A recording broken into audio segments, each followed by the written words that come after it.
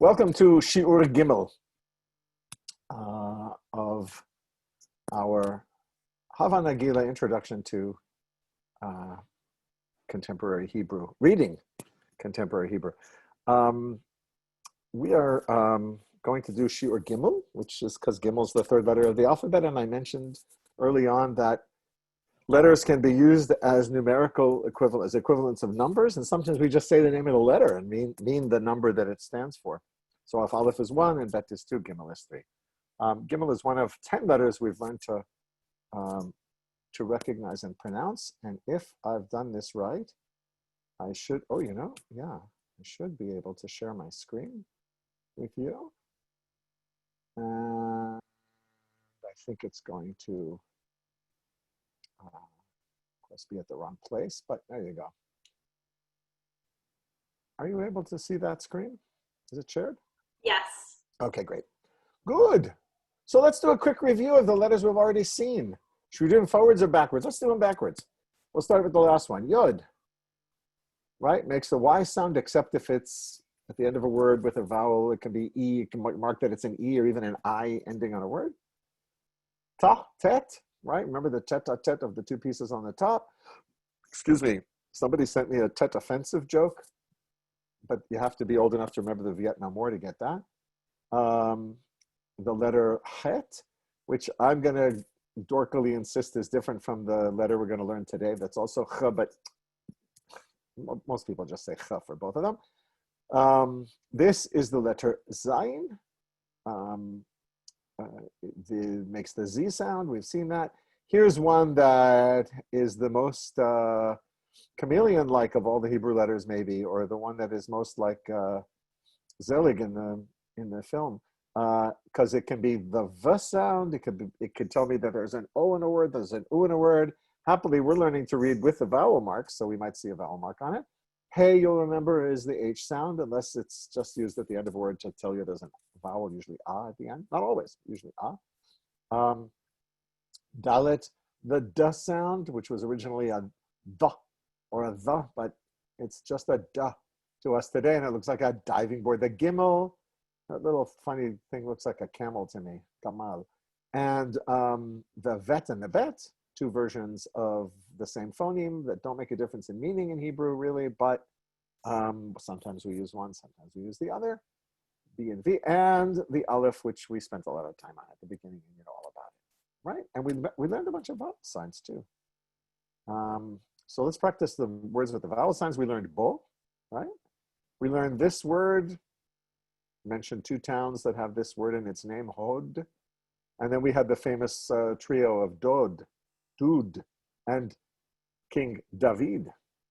We had Hu, and he and she. We had Az for then. Sounds familiar? Looks good. You could do it on your own, right? I'm sorry that there are too many people to kind of open it up to check and make sure, but I'm trusting that you remember what we did before, maybe even looked it over in the interim, and you're ready to go with Zu. Ze, Gaz for natural gas. Ze and Zu or Zo are this and that. This and in masculine Ze, feminine Zo or Zu. Gaz is natural gas. Ach is a brother. And Echad is one. We learned the word for a hand, Yad, and I'll hand it to you if you remember that one. And Chai, we discussed the significance of 18 and life, and Yachad together. All right, we're ready to move on. We're ready to move on to a new letter. Our first new letter today has the name Kaf, which is the word that means spoon, the noun, guys, not the verb. And it may look to you more like a cross-section of a ladle than of a spoon, kind of like very deep, right? Like that. Or I don't know, which is going to work out right for you, left and right. One of these two is going to be right? And it is also the name for, by the way, for the palm of your hand, which forms that kaf sign.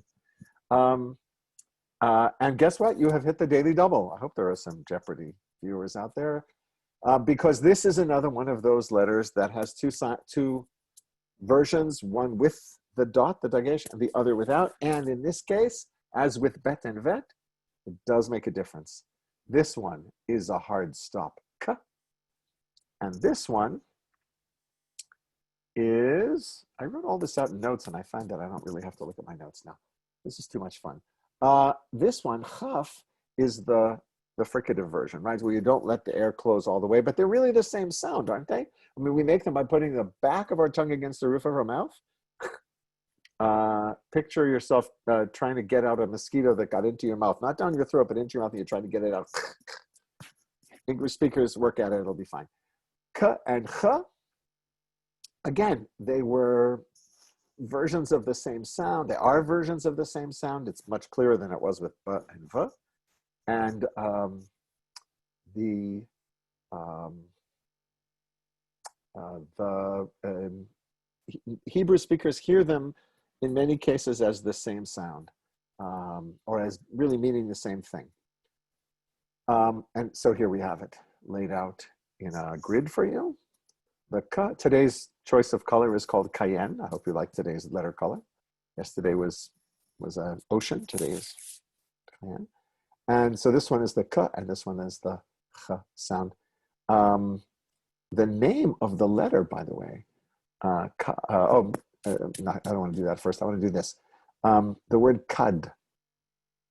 It's not like C-U-D that the cow chews, right? It's a little bit longer, remember, in the vowel sound, kad, but not as not as long as kad, but not kad either, kad. And if you were to look at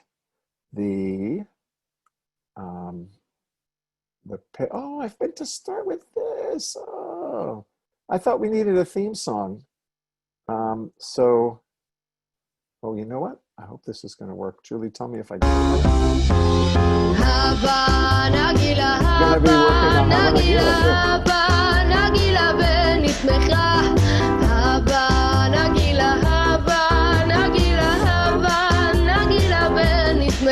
Okay, we'll get to that later. But if you do a Google search for the word kad, which I just showed you, and we'll look at it again in a moment, this is what you see, right?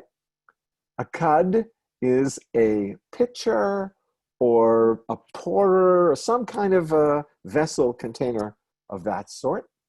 Those are kadim. And let's go back to seeing the word. Here it is, kad.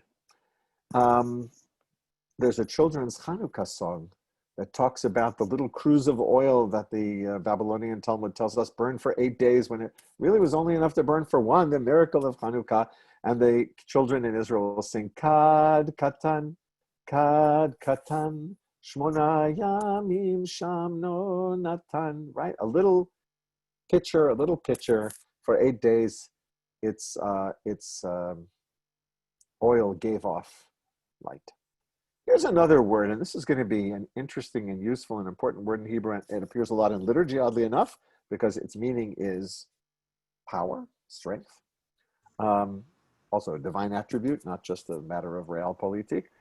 And I have a problem here. If I want to say this word, the word is koach, right? So I know that I can, oops, I did that wrong. I can add in the vowel on, I can make that, right? I can add in a vowel, but I can only add in one vowel, right? I can't add a second vowel in between the kaf and the chet, but I have two vowel sound, but I have two vowels in this word. So what the heck am I supposed to do? How do I write two vowels when the system is only allowed to give me one? Because normally I don't ever get two vowels in a row. Hebrew doesn't like that. Hebrew doesn't like diphthongs either, where you kind of blend them together. So for lack of any choice, if I want to write koach, I have to write the O vowel up top, and then I'm going to write the extra vowel in after the letter that it actually precedes. Again, one of those examples where they tell you that Hebrew is written phonetically, but not quite. So that's a problem, right? It happens with chet and with another letter we haven't learned yet, not infrequently, that you have two vowels preceding it. The reason is actually that the chet and the other letter, the way they were originally pronounced, one of the reasons I wanted to insist on saying ha, is that before you got to it, you had a little bit of an ah sound. I could explain how your epiglottis moves and stuff, but I don't think you want to get into that. I know a guy who researched all this using fiber optic tubes down people's throats. It was kind of nuts. And here it is. So this is how we write the word koach, right? It is not kocha, even though it looks like it. It's actually koach. And literate readers of Hebrew don't have a problem with it, usually. Some words they do, actually. So there it is. This happens sometimes before that letter chet. Okay. Another word that starts with kaf that you're going to find very useful to know is this word. I'm going to ask you to work on sounding it out, and then we'll think about it for a second, and then we'll do it together. Kavod. Ooh, somebody unmuted and said it. Yeah. Ka, ke, a, v, o, and de, kavod. Kavod is the word for glory, usually is the best, the most common translation. In the Torah, it refers to the physical manifestations of God's presence in a place. The smoke and the fire that are described as God's glory filling the tent of meeting in the wilderness, for example, at the end of Exodus. End of Exodus? Somewhere near the end of Exodus. That's known as his kavod, glory.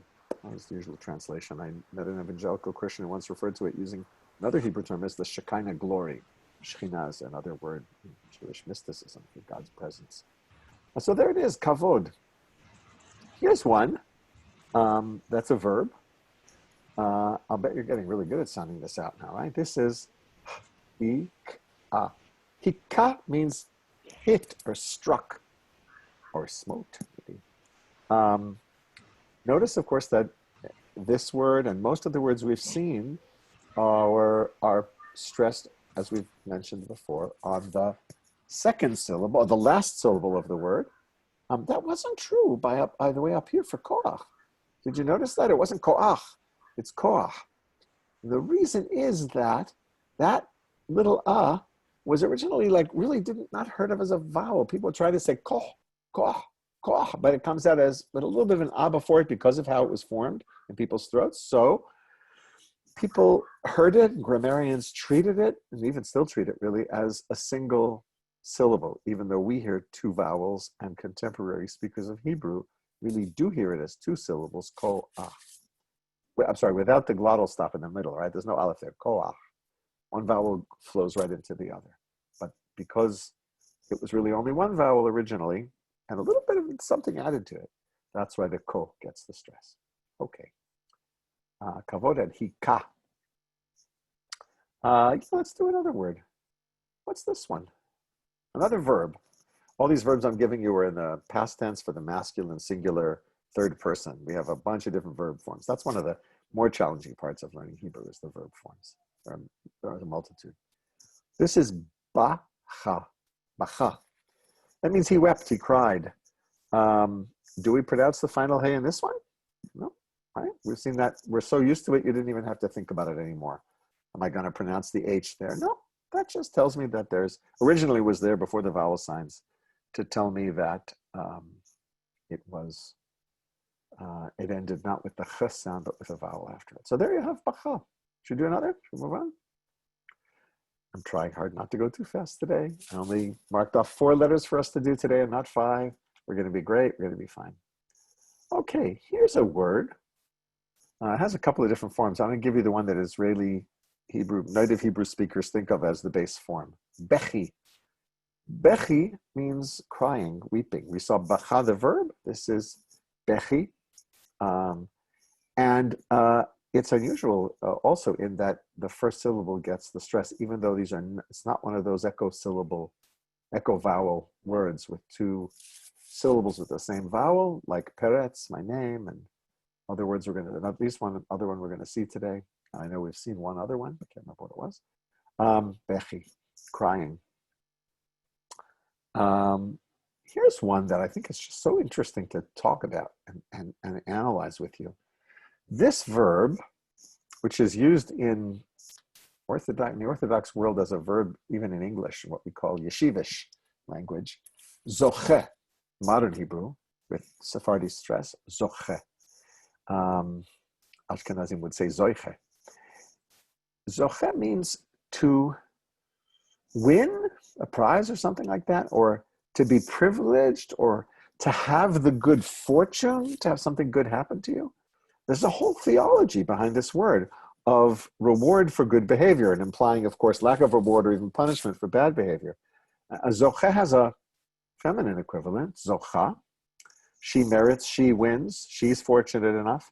But nothing, there isn't really a word that I can give you in English that captures the whole abstract concept that in the abstract noun for it is zechut, but we're going to have to get to the end of the alphabet to be able to write that word. There was even a book 100 years ago called The Old Rabbinic Doctrine of Merit that examines this word in its various manifestations and what worldview it seems to give us a window onto. We haven't seen any final letters yet today, but we're about to. Here you go. It looks kind of like a Dalet that grew a long root. Right? That's kind of so much like Dalet that you wonder, like, what's going on here? This is the final form of Chaf. Some letters, 5 of them, are written in a different way when they're the last letter of the word. Why is that so? I don't know. That's all, I really don't know. In Arabic, where the letters are drawn in a more or less continuous line, like the way we do script in English, the final letter often is a different form, a little flourish that comes off the end. But Hebrew letters were not designed to be written that way, and they haven't been. Even the script letter, what's so-called script for handwriting in Hebrew, does not usually connect letters together. Some people will do it in a little flourish, but it's not intended to be done that way. Maybe it's because there weren't always spaces written between words, so it was useful to mark off the last letter of a word with a specific different form. As I said, I really don't know. And to my own surprise, until today, when I sat down to finish writing out what we're going to do tonight, I never actually had given it an awful lot of thought. So I should do some research. And if I do it in the next few days, I'll give you a report. I wanted to point out how the graphic form of the final chaf when it's at the end of a word, compares to all the others, because you wondered, like, it's very tall compared to the others. Where does it sit? Well, it sits with its top along the same line as the top of all the other letters we've seen, but it comes down below the line. Another dorky linguistic point, this time psycholinguistic. Hebrew is harder to read fast in some ways than English or any language written with Latin characters, because the letters, when you read, your eye samples the whole shape of a word, and based on what's come before it and your knowledge of the language and the world, you're kind of guessing what's going to come next in terms of words. You don't usually have to stop and sound out words when you read, right, in your native language, or even in a non-native language that you're pretty competent in. But Hebrew has so few letters that break out of the box like that it takes a lot more visual work to read it. So if you're a little frustrated at reading slowly, I've given you a great excuse not to feel bad about it, and you shouldn't. Okay, that's how chaf looks compared to other. Let's look at some words with the word, with the final chaf. Should I be concerned that the power cord just dropped off on my computer? Maybe. Let's put it back. Sorry about that. This word, kach, means this way, or this, or thus. It was the name of a political party that was banned from running for the Knesset a couple of decades ago because of its racist, what the court said was its racist platform. The whole history of why it's called kach is another story. But there it is. Here is a loan word from German. The name of a famous composer, written with an extra aleph in the middle, like the one we saw in Bug when we saw the Bug computer store, spelled its name in Hebrew Bet Aleph Gimel. This is Bet Aleph Chaf. And whether it's Johann Sebastian or his son Wilhelm Friedemann, this is Bach. Here's a word that uses both of our ch sounds this time. So again, if I want to try to speak like a North African, or if I'm reading aloud a text in the Bible and I really want to try to come closer to biblical pronunciation, I'll say hech, but nobody really says that around here. They say chech. And it's the word for palate, the kind at the roof of your mouth, right? P-A-L-A-T-E. I hope I got that right. Not the kind the artist mixes paint on. And again, most people, almost everybody would simply say chech.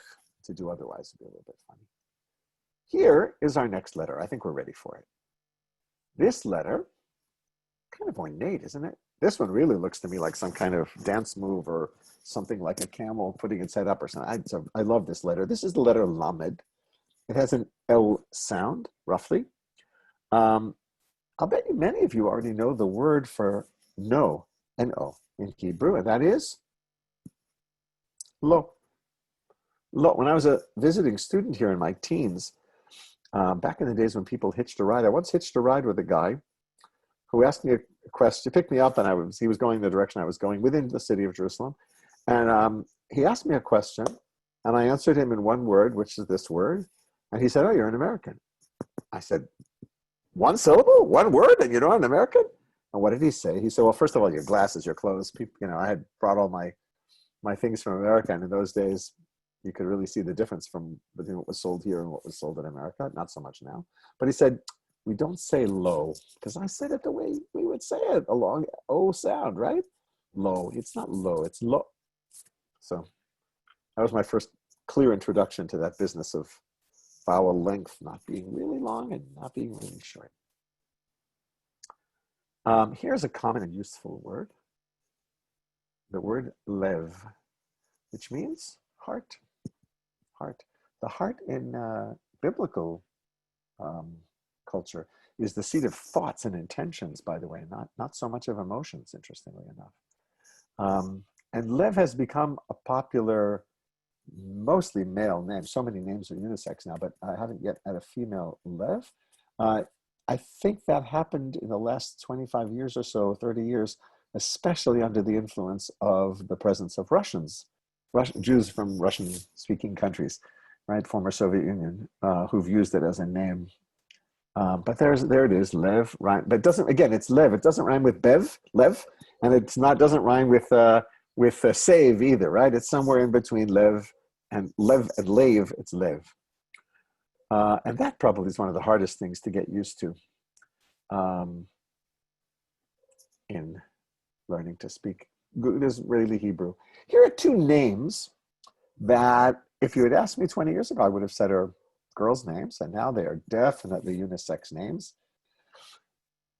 Gal, my daughter, who's long out of school, but when she was a kid in secondary school, she had two friends named Gal, and I would have to ask her, Gal the boy or Gal the girl? Gal means a wave, like in the ocean or in the sea. And another really nice nature name is Tal. Again, boys, girls, you can't tell. It's the name really doesn't act as a gender identifier in any way anymore. Tal means dew, D-E-W, the kind that you find on the leaves or the grass in the morning. Really lovely names, aren't they? Gal and Tal. Okay. And you know Gal. Of course you know Gal. Who do you know whose first name is Gal? Gal Gadot, right? How could we not mention Wonder Woman? Herself. Another new word. We're going to have fun with this one. I think Lech. Again, it's not Lech, like Lech Walesa from Poland. Oh my, I'm really dating myself. Anyway, his name was Wech, and not Lech, but Lech.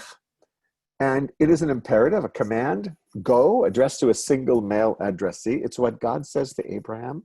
In Genesis 12, go forth from your land.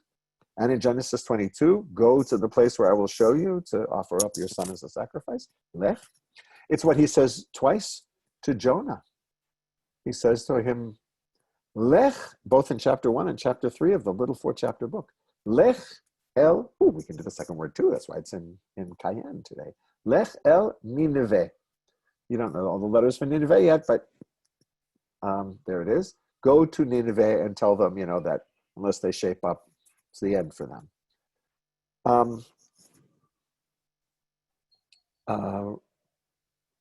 I wanted to note here that the final chaf will often take, if it's the end of a syllable, it doesn't just stand alone. It gets a shava.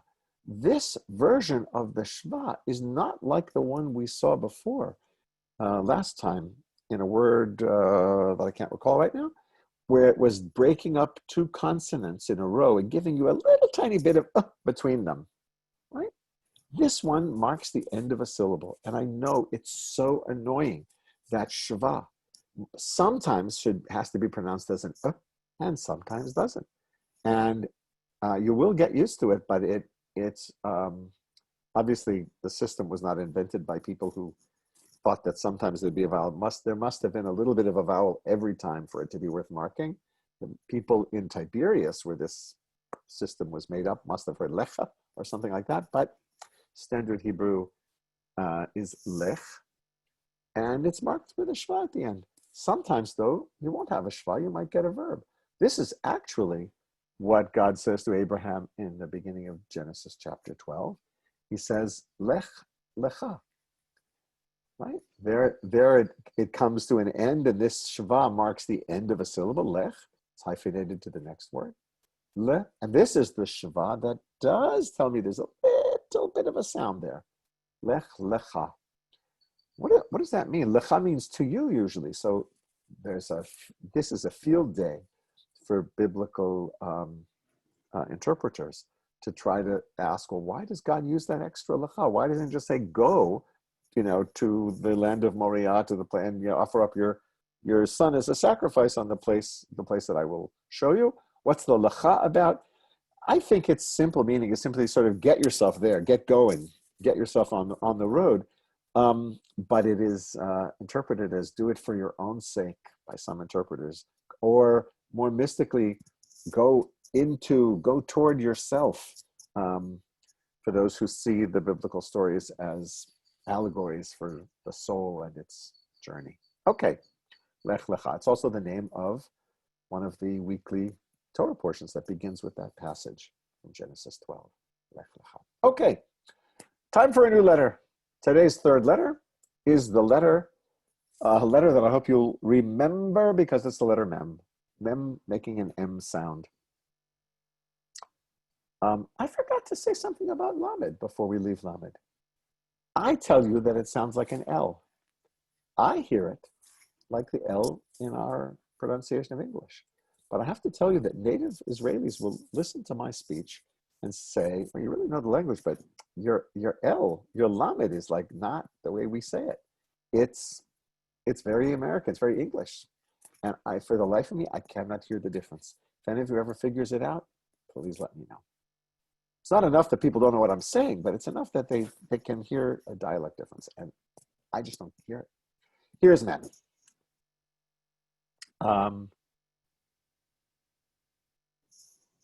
Let's see it here. In a word, the word me. Who? Oh yes, who is he? He is me is who is he, and he is she. It's strung together. It's crazy. Me is the question word who, W-H-O. And you might remember that a yud will often, we've said it earlier today even, in the review at the beginning, a yud at the beginning of a word will often simply be, at the end of a word, at the end of a syllable or a word, will just be originally an indicator of the presence of the vowel, usually E, a vowel, and usually it's E. So it's not as though that yud really gets a Y consonant sound anywhere. Me. For example, one of the lines from Exodus chapter 15, the song at the sea, is, who is like you among the gods or among the mighty, Lord? Me, chamocha ba'elim Adonai. Me, who is? And if we're going to learn words that are going to be useful in reading Bible and reading liturgy, which I know is what many people here who've joined us are interested in doing, or one of the focuses of what they want to do, foci. This is another one of those words with a double S sound. So the stress is going to be here at the beginning and not here.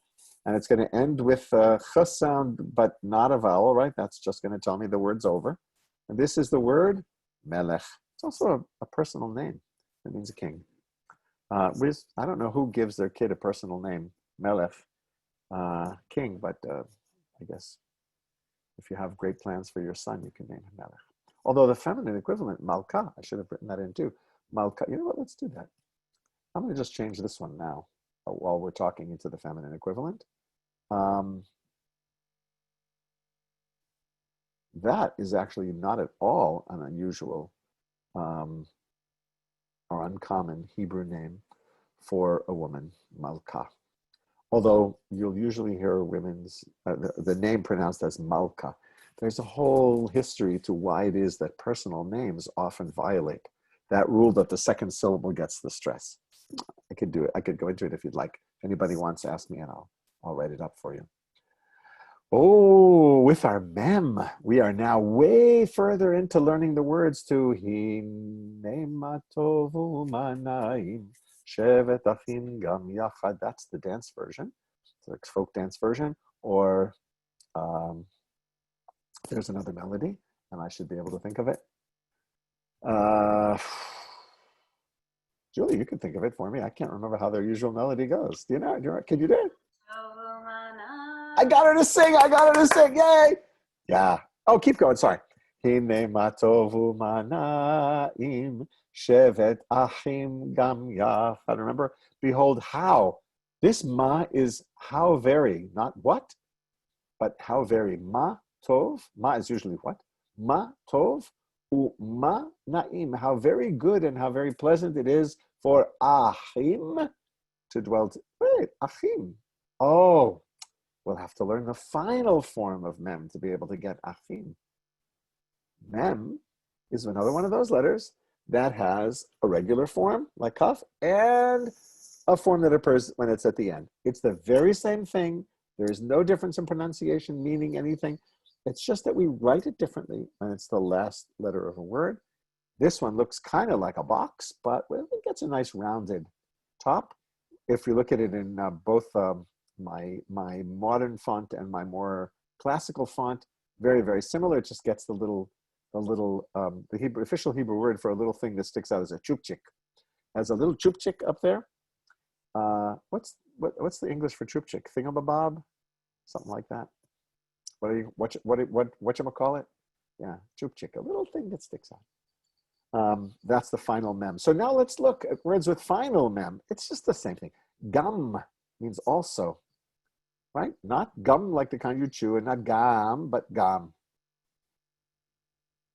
I'm going to keep doing that because that's hard. Dam means blood. It's the first of the 10 plagues of Egypt, right? Dam. And what is the name of the software platform that we're using right now? How would you write it? You could probably even figure it out yourself. If you had a Hebrew keyboard, you could print it out for me. It's going to be really obvious. Z, U, right? Here it is in a modern font. Zoom, that is the official name. And it has become a verb in Hebrew as well, because not an awful lot of people were using it 3 months ago, but now, hey, we're all pretty familiar with it. Zoom. There's also an old Hebrew folk song with from like the pioneer years and pre-state years, 70, 80, 90 years ago, with some nonsense syllables at the beginning. Zoom gali gali gali, zoom gali gali. So there you have it there. Here's a word that you might know if you're coming at this Hebrew language stuff from an experience of having been exposed to Hebrew in Jewish liturgy and ritual. This word might be familiar from Passover Seder. It's the name of the first of the 4 children, the 4 sons. The words used are masculine, the 4 children who have 4 different approaches to asking questions about what's going on at the Seder, and we give them 4 different sets of answers. This is the Chacham, the wise child. Again, Chacham, if you came from North Africa, but your grandchildren will say Chacham. Even if you were born in Fez, we'll still say Chacham.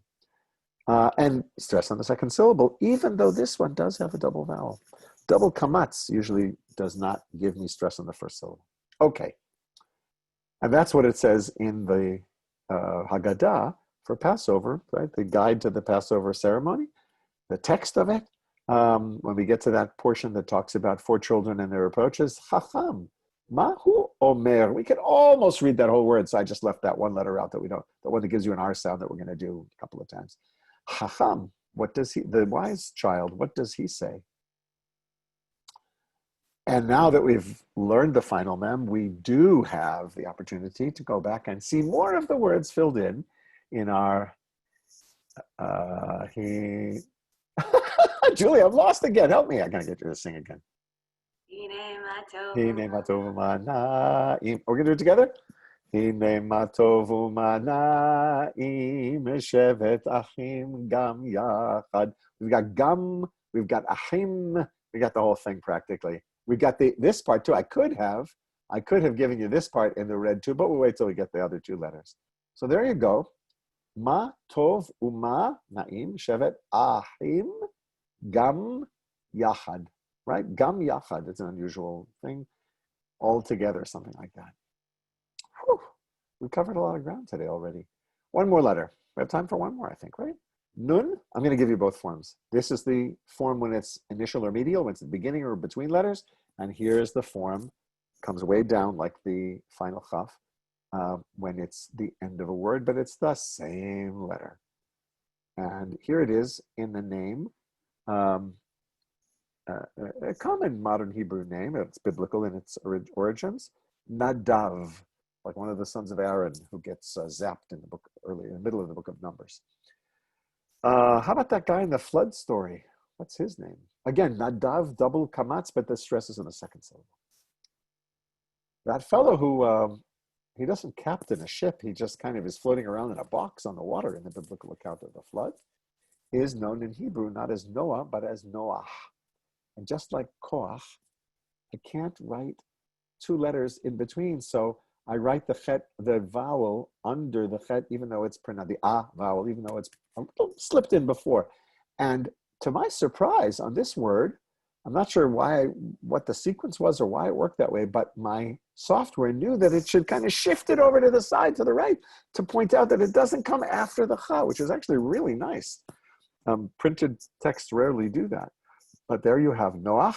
It's a little confusing because there is a modern Hebrew named Noah, properly pronounced Noah, but in modern Hebrew pronounced Noah, which sounds like the English of Noah, but it's a different name. It's a name of a woman in the book of Numbers. Okay, Noah, who was a righteous man in his generation. Here's the name of one of the minor biblical prophets.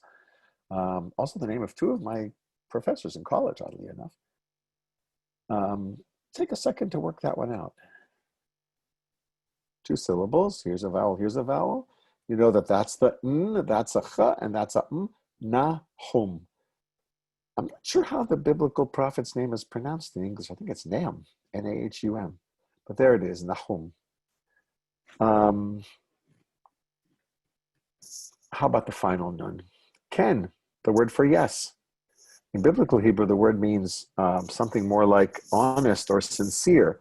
There isn't a word for yes in biblical Hebrew. Isn't that strange? There's not a way to just answer yes.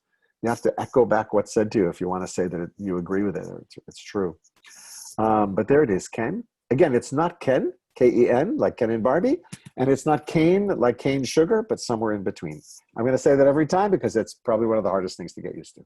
And not terribly important because if you pronounce it either as a shorty or a long A, you're so close that native speakers of Hebrew or proficient Hebrew speakers will follow. Here's a word that gan, which usually, when you're talking about gan in Israeli parlance, usually you're talking about a preschool or a kindergarten. But that's because kindergarten means child's garden. And this is the word for a garden. So gan is often short for gan iladim, kindergarten. I'm taking my kid to gan today. It's one of those many nouns that we English speakers in Israel often borrow from Hebrew. So there it is, gan. You also know the names of places in Israel like Ramat Gan, which means Garden Heights. Or there are many places, Gan Hashlosha, Gan Havradim, many places whose name begins with Gan, place names, that is to say, toponyms. Here's a great one. I think we're probably going to kind of finish up with this one today. This word man is the name for the manna that was given in the wilderness.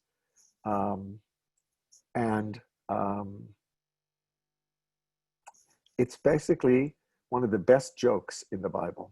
But everybody I know misses it.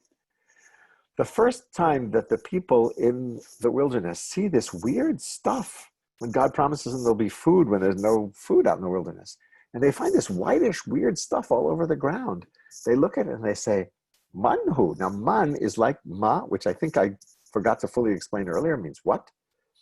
Man is just an earlier form. It's also the form in Aramaic. So they're saying, what is this stuff? Manhu. And that becomes its name. Man. That's hysterical, is it not? The what stuff. Yeah, what is it? Yeah, that's what it is. What? Give me some of that what. It reminds me of the story about how the Native Americans in the 1960s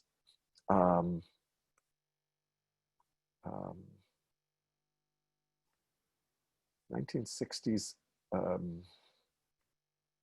sitcom, F Troop, got their name. Let me just move this so I can show you. Here we go. Do you remember? Any of you fans of this stuff? The end of the Civil War was near when quite accidentally the hero who sneezed.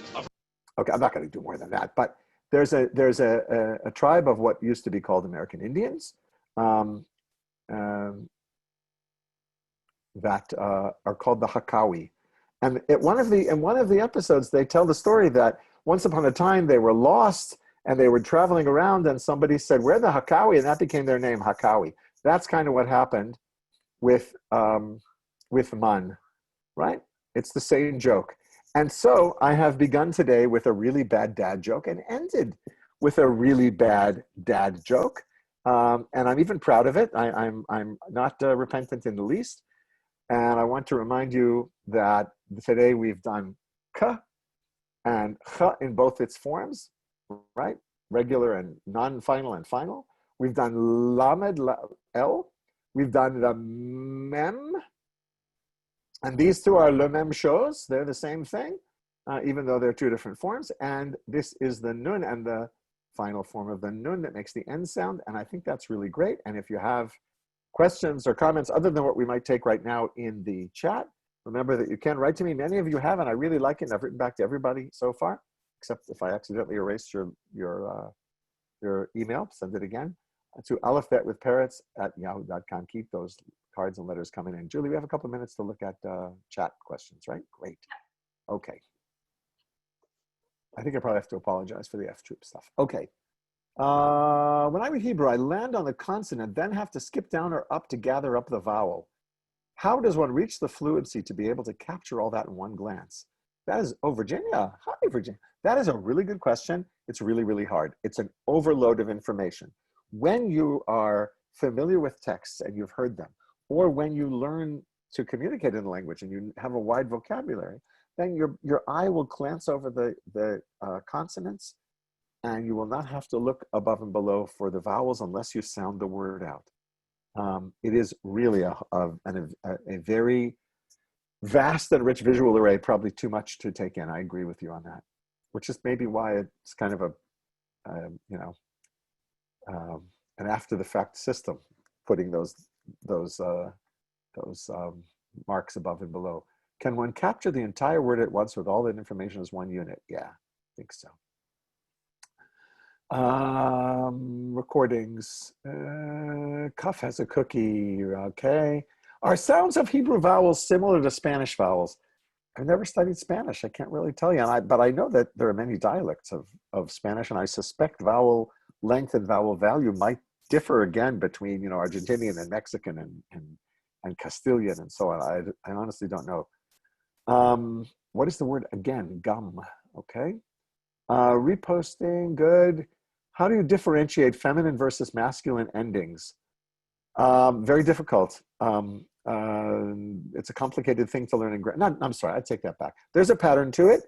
There are a few patterns that mark things as feminine. In their absence, things are usually masculine. I'm not going to be doing much grammar teaching here. I will tell you, though, that the numbers, the words for numbers, for cardinal numbers, or ordinal, actually, either, they use the same set, have a reverse of every other system, and almost no proficient Israeli speaker of Israeli Hebrew gets it right. Can you talk a little bit more about the difference between Ashkenazi and Sephardi accent stress? Ashkenazim tended to stress the word in the next to last syllable, not the last syllable. Maybe that has to do with the languages, the European languages that were spoken around them. So you'd get a word like, oh, kavod, we learned kavod, didn't we? Did we do that today? Yeah, glory. So How would Ashkenazim pronounce it? The kamatz, the T-shaped vowel under the k, would be an o and not an a, and the stress accent would be on the first syllable, so it's kovid. So you can imagine that in the world of people familiar with Ashkenazi pronunciation, there have been a lot of COVID-19 jokes this year. It's better to make jokes about it. Jacob Johnson sends me a list of the letters that have final forms. That's great. You'll do that later. Why 2 dots after final kaf? I hope I answered that one.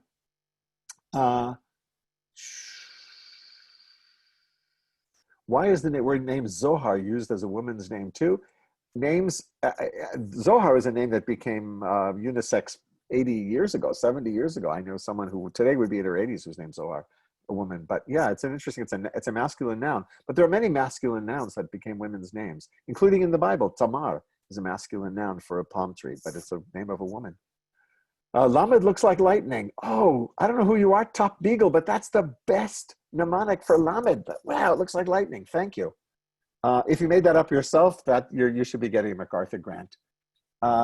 Maybe the sound of Lamed is like Spanish made with a curling and quick tap of the tongue. That could be. Virginia, you've got ideas about that.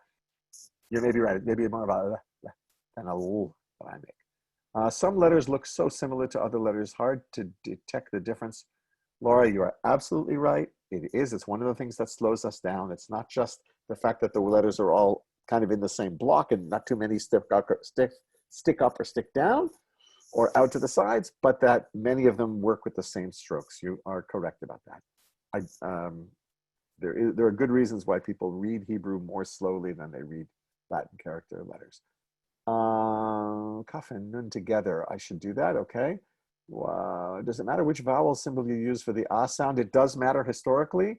And people like me who are purists about this stuff will get really upset when I see you write what should be a kamatz with a patzak, what should be a patzak with a kamatz. The good news is that unless you're teaching kids in school, you don't ever have to write things with the vowel system. It's just nobody vocalizes pretty much anything. You thought Lauren thinks that my dad jokes were good. They were terrible, Lauren. You have awful taste, but thank you so much for saying so. Scroll up so I can copy the table. Writes Ethan. Ethan, check the Google Doc that Julie has given you the link to. I think already the letters we learned today are up there. Pretty sure I did that already. I'll double check. So you'll have that whole table. In the word for house spelled bet yod tav, do you pronounce the letter yod? Oh, that's not fair. You're way ahead of us. We haven't learned tav yet. When we do, I'll talk about bayit and bite and Proto-Semitic and diphthongs and how Hebrew is not Vietnamese. I promise. Workbook that would help you to learn to write the letters neatly. There could be, I just don't know. I wish I could be helpful with that. If you speak Hebrew, do you speak Yiddish? No, 2 really different languages. Chukchik is called a cowlick, says somebody. The little thing at the top corner of a letter, call it a cowlick, is a great word. I love your class. Learning is really fun. Yes, yes, yes. Thanks, Mom. Okay. Another great class. Thank you. Oh, thank you. That must have been one of my cousins. F Troop. We're not going to get into F Troop. Any other things I should be looking at here? Would it be helpful to get books designed to get young children to learn how to comfortably? I would say no. Israeli children's books assume a very wide vocabulary in modern Hebrew, right?